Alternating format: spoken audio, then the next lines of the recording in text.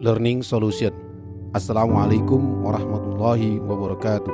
Time to competence atau waktunya untuk meningkatkan kompetensi. Ini adalah istilah yang digunakan untuk mengatakan bahwa sudah saatnya memberikan perhatian khusus untuk membuat karyawan mengembangkan kompetensinya agar karyawan berkinerja ke tingkat tertentu dalam suatu pekerjaan. Kompetensi mencakup pengetahuan, keterampilan, dan serangkaian kemampuan yang dibutuhkan untuk melakukan pekerjaan. Dalam dunia transformasi digital, peningkatan keterampilan dan peran pekerjaan baru adalah hal yang umum sekarang, sehingga time to competence merupakan pertimbangan penting bagi banyak organisasi. Time to competence memiliki dampak besar pada keterlibatan karyawan atau employee engagement. Karyawan perlu mempelajari keterampilan baru dengan cepat untuk pengembangan profesional mereka. Seiring dengan waktu menuju kompetensi, karyawan Anda harus belajar lebih banyak, lebih cepat untuk dapat mengikuti tantangan saat ini. Pembelajaran berkelanjutan dan pengembangan pribadi adalah bagian penting dari kehidupan kerja.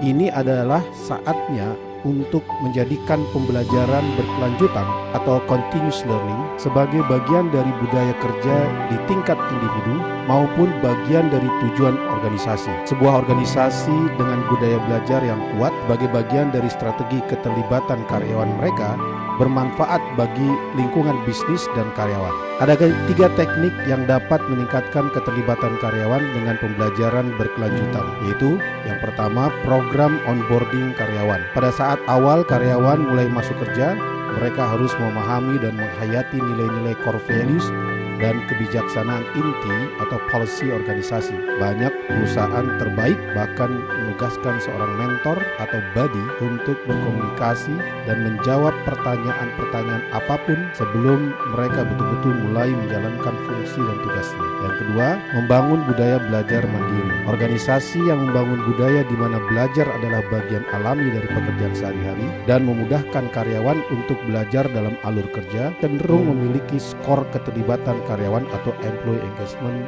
yang lebih tinggi.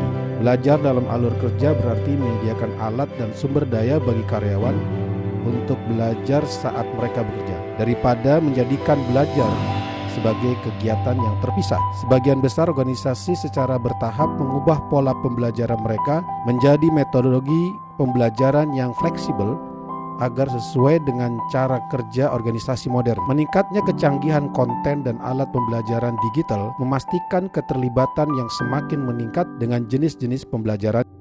Budaya belajar mandiri berarti melepaskan tradisi pembelajaran konvensional dan merubah dengan cepat dengan apa yang disebut transformasi pembelajaran. Pembelajaran mandiri adalah pilihan karyawan.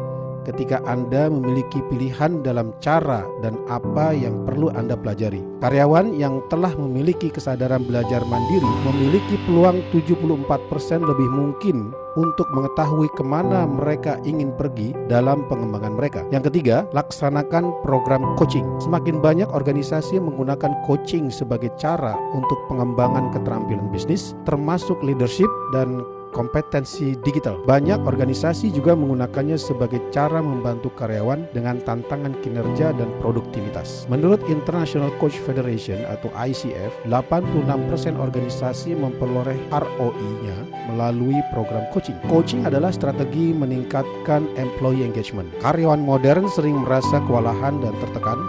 Mereka diharapkan untuk melakukan lebih dan lebih banyak lagi. Coaching dapat membantu karyawan mengatasi rintangan dan pengembangan keterampilan dan pengetahuan dengan penuh percaya diri. Ketika sampai pada transformasi digital atau jenis transformasi bisnis apapun, 3 teknik ini akan memudahkan karyawan Anda untuk mengubah cara mereka belajar dan bekerja. Assalamualaikum warahmatullahi wabarakatuh.